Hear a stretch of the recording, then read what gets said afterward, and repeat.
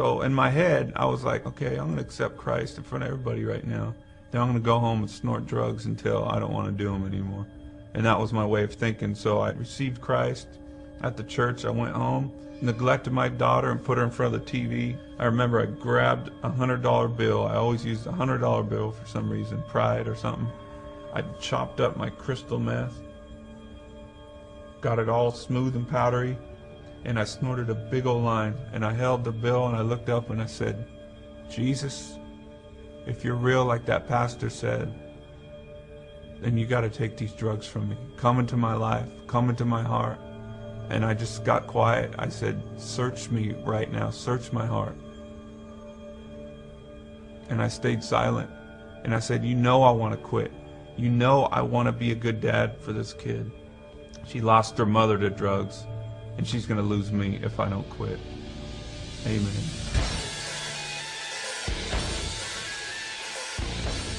There's a high when you go on stage and you see all these people like just loving your music and loving you and stuff, and there's these girls and all these people going worshiping me. When you see all those people just going nuts for you, it's like, you know, it puffs you up inside. You're like, you know, I'm important. That's where drugs can creep in, and, you know, cocaine or whatever, methamphetamines crept in, and it all came from after drinking for me and my friends. And it seems like fun in the beginning. It's a lie, because it turns around on you. It starts to wear on your personality, starts to wear on your relationships, and everything is affected by it negatively. Everything.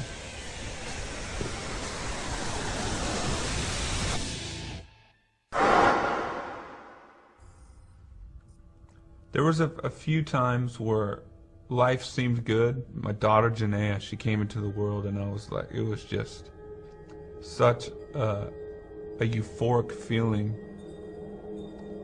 I thought my life could just feel like that forever, you know. It was like it was spiritual. Just, I didn't know what was happening. I just felt so much love just fill my emotions, and I thought I was gonna be happy, but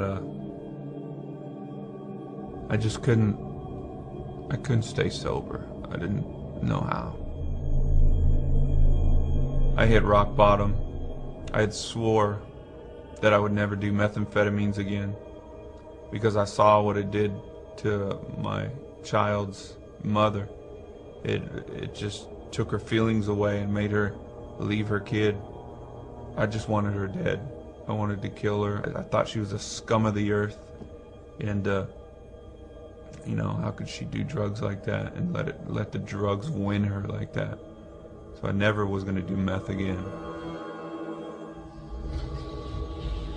I ended up with a everyday crippling addiction to methamphetamine, and everything that I said about my ex-wife came true for me. I sunk to the lowest gutter I could ever think of. I would spend time with my kid, and I would still be on it because I needed it to function. I'd get up in the morning, have a peanut butter and jelly sandwich and snort meth, and then take her to school or whatever. It was just, I was a junkie. I started losing my mind. This guy would show up in my house with like a gun and stuff. And then I ran out in Europe, had my drug dealer just crazy send me drugs through the mail. I'd be tweaked out in my hotel room watching this package come from the US. It's just nuts. My life just was like spinning out of control. Janaea had come out on one of the tours in the US. I just remember her skipping around the house singing one of our Korn songs called Adidas. All day I dream about sex. And I'm like going, what am I doing? I'm a junkie. My daughter's singing All Day I Dream About Sex. And I'm gonna die.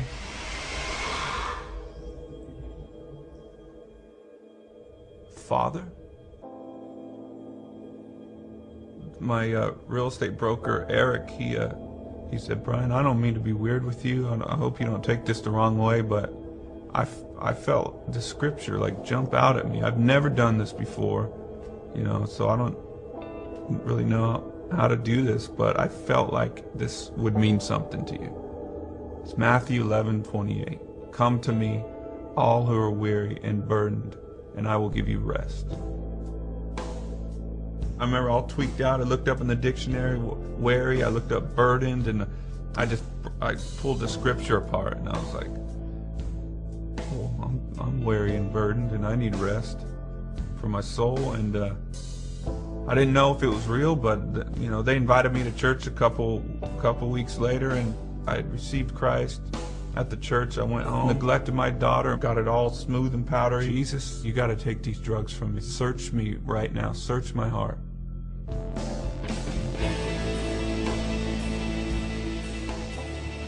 Father. I felt so much fatherly love from heaven, and it was like, I don't condemn you. I love you. I love you. It was just love, love, and instantly that love from God came into me. It was so powerful that the next day I threw away all my drugs, and I quit Korn. I was like, I'm quitting Korn, and I'm gonna raise my kid, because my kid, like, I got the love from God coming to me, and then it came out of me to my kid. It changed me. My heart was changed like that, and I was like, Janaea, Daddy's gonna be home with you all the time. I'm quitting my career. And her face lit up, and she's like, for me? You know, she felt so special, and God used her to save me, to save her life later on. My dream came true way more than I dreamt about. I made more money. I played bigger shows. I mean, houses, cars.